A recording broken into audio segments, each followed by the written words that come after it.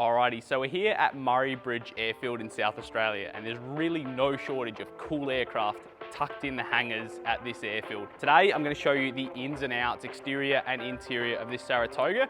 Then, we're going to take it up for a burn and see how she performs.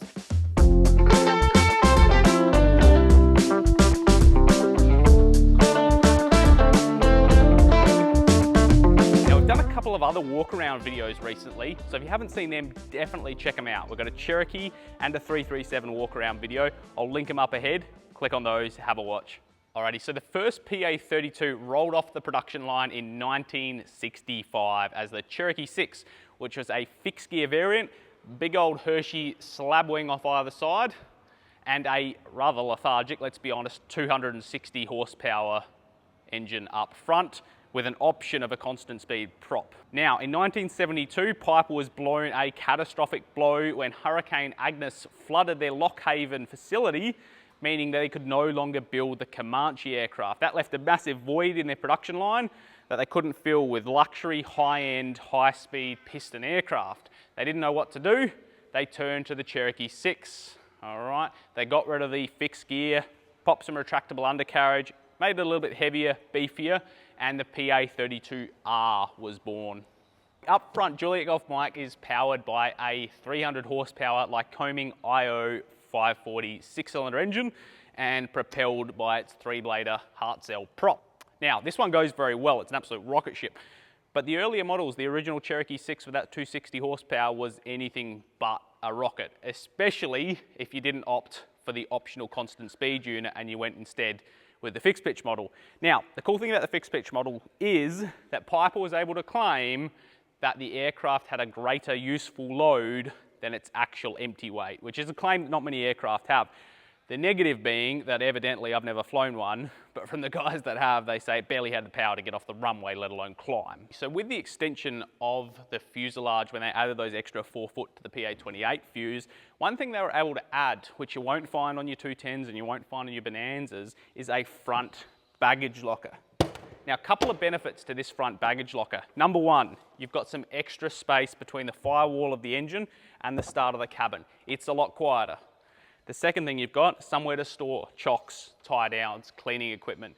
And the other cool thing, being nice and far forward, you're able to load some heavy stuff in there. You can bring the C of G forward a little bit more, especially if you've got some heavy blokes in the back. The one thing to watch with this baggage door is it coming open in flight has caused accidents in the past. So make sure you got it shut, latched, and you can lock it as well for that extra peace of mind. So as I said, the earlier models of the PA-32, the 6, the Lance, and the Piper Lance 2 had the slab wing, that Hershey bar constant chord wing. Now this being a 1980 model is the first of the Saratogas, meaning they went to this semi-tapered wing like you'd find on your Warriors or your Archers, your later Archers. They also added an extra 3 foot to the wingspan of the aircraft, brought with it substantially improved stalling, flight and handling characteristics to the range of PA-32s. Moving further back on the PA-32, we can still see some similarities between that smaller PA-28 model. Firstly, in the door, all right, same size door on the front of them, just on the right-hand side there. We've got an extra window on the fuselage. You can see it's a bit longer in the tail, and up back we've got a stabilator like you'll find on any other Cherokee. It's got Piper's classic anti-servo tab on its full flying tail. Now I talked a bit about these in our previous video, which I mentioned before, my Cherokee 235 video. I'll link that up there, definitely have a look. In 1980, Piper stuck the tail back where it should have been in the first place, took it off the top, put it back on the bottom, went for their original size stabilator, and the owners were happy again. You've got full control effectiveness with your regular full flying tail and anti-servo tab to match. One of the things that Piper absolutely nailed when they built the PA-32 was the rear baggage door. Just watch out for this HF aerial there. They put this on the original Cherokee 6 in 1965, and they kept it on there all the way through to the end of the production run about a decade ago.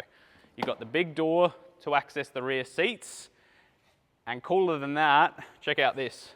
You've got a latch here that opens up into the rear baggage compartment, all right, giving you a massive entry. Couple of cool things about this setup. The first cool thing is just how big the entrance is. The second one is it's actually aft of the trailing edge of the wing, meaning if you've got less mobile people, they're still a really easy aircraft to get in and out of. With all this room, this massive baggage door, huge amount of cargo space, you can see why it was such a popular choice for funeral directors to have these aircraft. They could load a coffin in the back and shoot off interstate. With the fuel system on the Saratoga, the earlier ones when they still had the Lance, when they still had the slab wing, had 2 Cherokee tanks, one here, 90 litres each. These Saratogas, when they went to the tapered wing, the fuel system changed a little bit. You've got a big tank here, a smaller section of fuel tank here, one filler, and then you've got a sight gauge, all right? And the things with these sight gauges is they crust over, they're hard to read, and I really wouldn't trust them that much. Basically, once you burn a bit of fuel, it looks like you've got no fuel remaining in the tank, but you still might have a significant amount. So if you've got an aircraft like this that you can't dip, you don't trust the sight gauge, you may not trust the gauges in the aircraft, make sure you have a fuel totalizer on board. It makes your life so much easier. Now, obviously the Saratoga is a retractable aircraft, meaning that the wheels fold away. Now, the cool thing about these systems, you'll find them on the Senecas and the Arrows as well. They're a really simple system. Electric power pack running a hydraulic pump to pump the gear up and down. The emergency extension procedure is very simple. The gear is very robust and incredibly reliable. Also, pretty good on maintenance. These flies are annoying. One thing you'll notice with the PA-32s as opposed to the PA-28s is that the PA-28s had a cabin air intake way up the top of the tail. Now the Saratogas, their intake's down here. The reason being is because you had an optional extra. You had the optional air conditioner pack that you could put in the Saratogas. Now, great unit. Mostly, you couldn't use them for takeoff or landing. You could only use them taxiing and then once you're airborne. Mostly on the ground though was when you needed them. But the negative was big, heavy units, all right, 20, 30 kilos worth, and that all came off of your useful load. So a lot of owners didn't opt for the air cons. So up back in the Saratoga, they're a very comfortable aircraft. You've got lots of leg room here, lots of shoulder room. Hopefully your middle seat passengers don't mind facing backwards, but the club seating is really the preferred one. That's what your Bonanzas have got. And the Saratoga is going to be a lot more comfortable versus your similar 210, especially in the aft row of seats. Now, quite often you will find in the Saratogas between these two seats. In the old Cherokee Sixes, they used to put a 7th seat in here for a kid. In the Saratogas, quite often you'll find like a cooler. This one used to have a DVD player in it. I don't know anyone that uses DVDs anymore, but anyway, it looked kind of cool in an aircraft. But yeah, middle row seats, very comfortable, lots of headroom. If we jump in the back row, headroom does become a minor issue here. I'm about 6 foot tall. I'm just rubbing on the roof there. So your taller passengers are going to want to sit in the middle. You are going to have to do your weight and balance as well, but even having 2 adult passengers facing each other, knees shouldn't be hitting each other. Now, the owner told me to say he's a really good bloke, so I'll mention that. Thanks, Linton, for letting us use your plane. But the reason he bought this plane and not like an Archer or an Arrow was because he wanted to put his golf clubs in the plane, right? A 210, yeah, you can do it if you take out the rear seats. Bonanza, yeah, similar sort of thing. Archer, maybe not, especially with 4 people and golf clubs. Saratoga, no drama at all. Take out either the middle or the aft row of seats and you're going to be able to get the golf clubs in nice and easy. Up front, they're just classic Cherokee. They're big, roomy, nice and wide. So you can have some fairly big fellas in the front and they're going to be pretty comfortable. Lots of shoulder room, plush seats, lots of leg room. You're sitting quite low, despite the fact that you've still got quite a good view. You're sitting forward of the main wing spar, like in the Cherokee that we showed you in that other video. So yeah, really comfortable, really wide, and just classic Cherokee. You've got your trim wheel down in the center here, emergency gear lever. You've got your flat lever here in the middle. You've got fuel selector, just simple left, right, or off. Moving up then, you've got a classic control quadrant, mixture, pitch, and power. To the left of that, you've got a gear lever with 3 greens for all 3 gear down. Tacho, manifold pressure just here between the key and the gear lever. Engine gauges where you'd see them in a Cherokee or an Arrow, across either side of the quadrant. Classic 6-pack. Over on the left is where your switches have been moved to. So PA-28s, they sat here just in front of the quadrant. They've shifted them over to the left-hand side. Circuit breakers in your normal spot. And the other cool thing with these is how much room you've got between the seats aft of the trim wheel. So the owners use this space here to mount his Stratus. I used to keep my flight bag here. You can easily reach back as well to the middle row of seats if you've got anything stored on them. So yeah, really practical, easy to use interior. With the Saratoga, Piper really made a fantastic ergonomic cockpit for a regular pilot. They've done a fantastic job, and you can just see why these aircraft are so damn popular.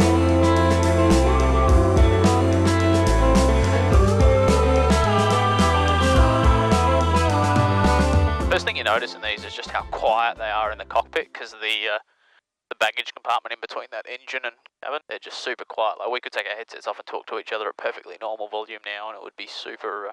What do we got there? About a 15 knot southerly. Oh, the bottom end of the windsock's blown off. Maybe up to a 20 knot southerly there. So she should be airborne in pretty short distance thanks to that wind. Got this checklist here. So before takeoff, autopilot is off. Electric trim is on. Pitch is set for takeoff.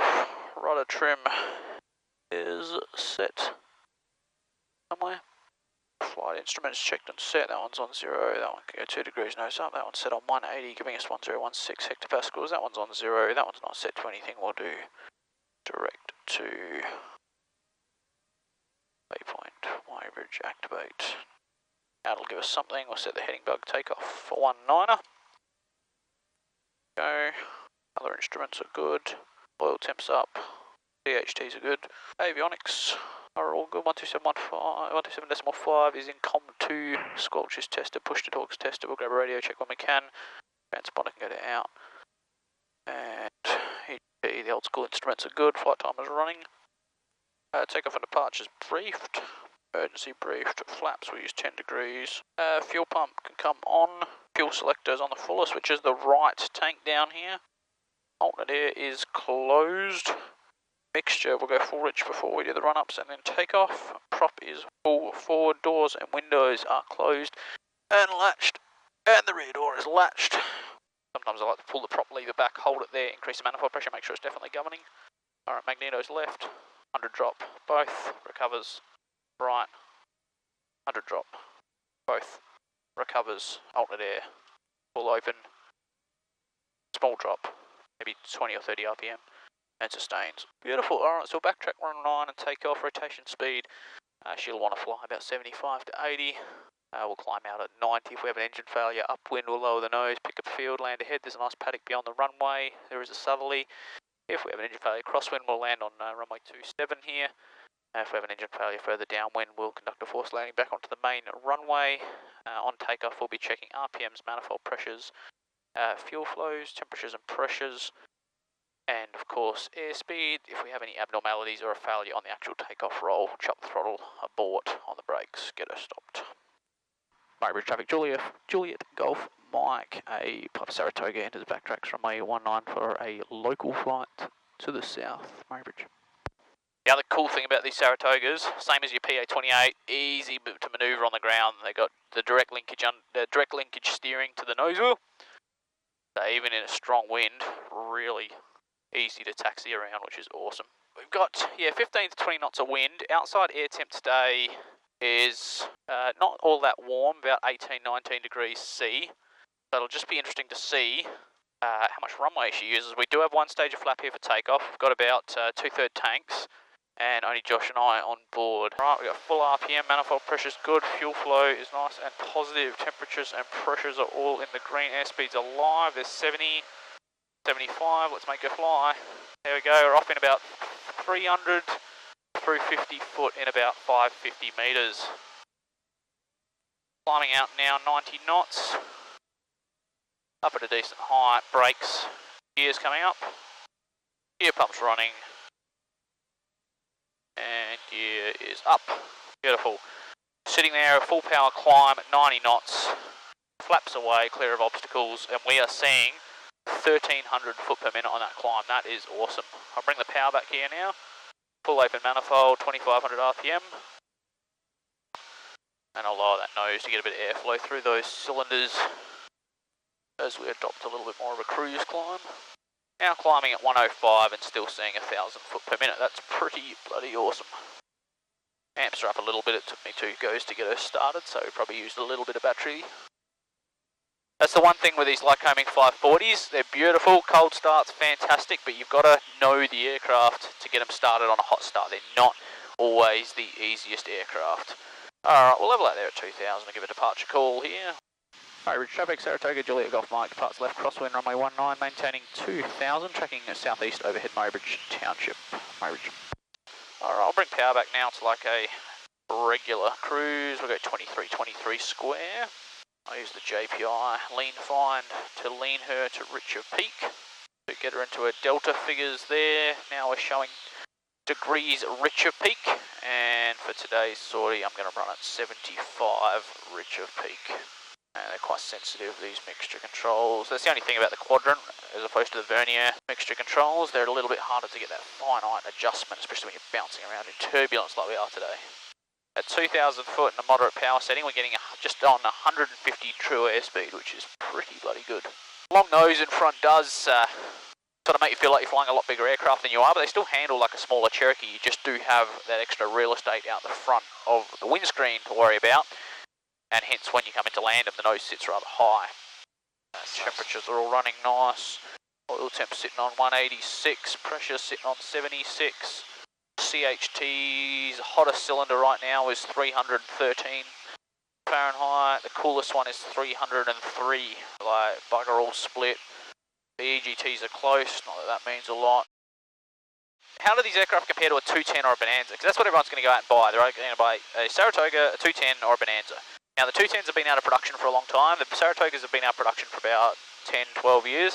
And the Bonanzas obviously are still in production. They're the longest running aircraft production run. Now the Bonanzas are faster, no doubt, a little bit more on the maintenance, and definitely a lot tighter. They've got that smaller cockpit. They do still have club seating, but they've got, especially the earlier ones, have only got smaller tanks. If you don't have the tip tanks, they don't have the range. Saratoga's got the good range. Got 386 litres usable, and burning 60, 65, lean to peak maybe 55 litres an hour. So plenty of legs in the Saratoga, that's a really good thing. The 210 also has got a lot of legs too. 210 obviously having the higher wing, so it's going to be better for your scenic or charter work if passengers actually want to look at whatever's on the ground underneath you. The Saratoga and the Bonanza obviously not so good in that regard. Maintenance wise though, Saratoga beats the 210. The 210 in Australia has the SIDS corrosion program, as it does I'm sure in the US as well, just not in private category is my understanding. But all 210s in Australia, private or not, have the SIDS program, which is very expensive. The 210 undercarriage is a little more problematic. Saratoga undercarriage, as I said on the ground, super reliable, very robust, good for rough strips.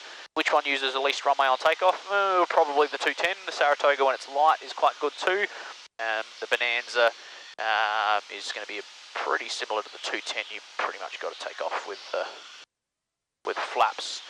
Purchase price. Good Saratoga will set you back as much as a reasonable 210. Bonanzas are in there, a similar price for an A36 as well. Of course, we're comparing the A36 to the 210 and the Saratoga. Which one would I have? I would undoubtedly have the Saratoga. They represent better value for money in my opinion. They're very comfy, you can take more people. Usually the useful load is just that bit better. They are slower though. 155 we get out of this one. A 210 will do 160, low 160s. A Bonanza, high 160s. You might get a fast one and go a bit quicker, 170. High 170s for the later ones. So yeah, what would I have? A Saratoga for sure.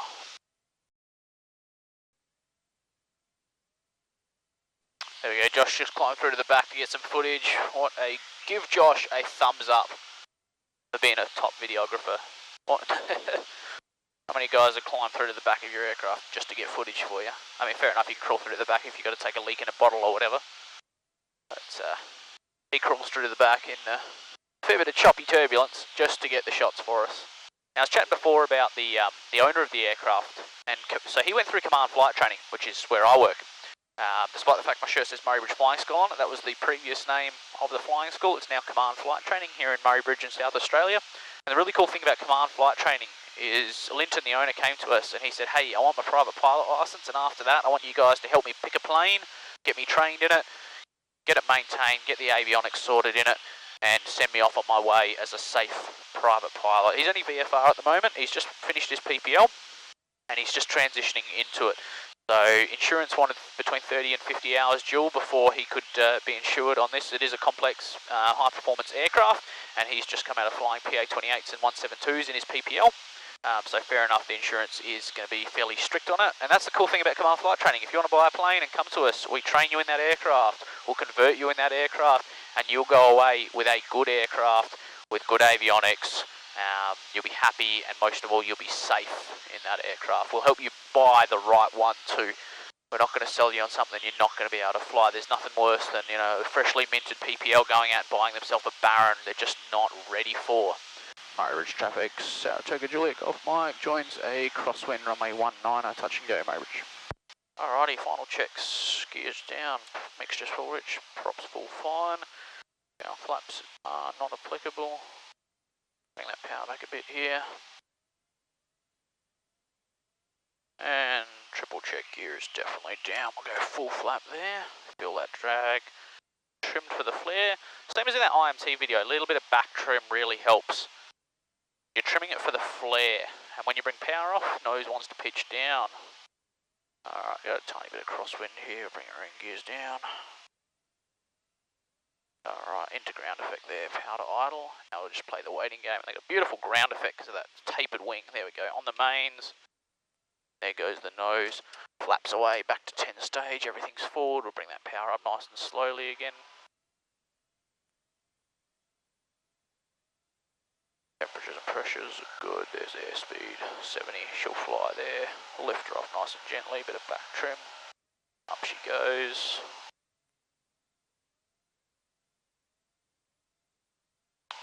And there's a touch and go on a 1,000 metre runway, so what's that, about 300 foot for the Americans. Alrighty, brakes, gears travelling, flaps away. Gear pump off, gears up. And we'll bring the RPMs back there.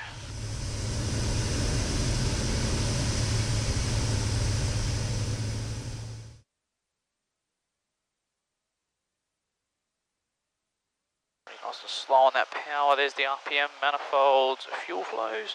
T's and P's are happy, and airspeed's already alive. Leave her on the deck a little bit longer so Josh can get the footage of the takeoff. There we go, up she goes. So there you have it, the Piper Saratoga. In my opinion, one of the best 6-seater single-engine piston aircraft around. If you enjoyed this video, please like, comment and subscribe. We've got way more awesome content coming up soon. Thanks for watching.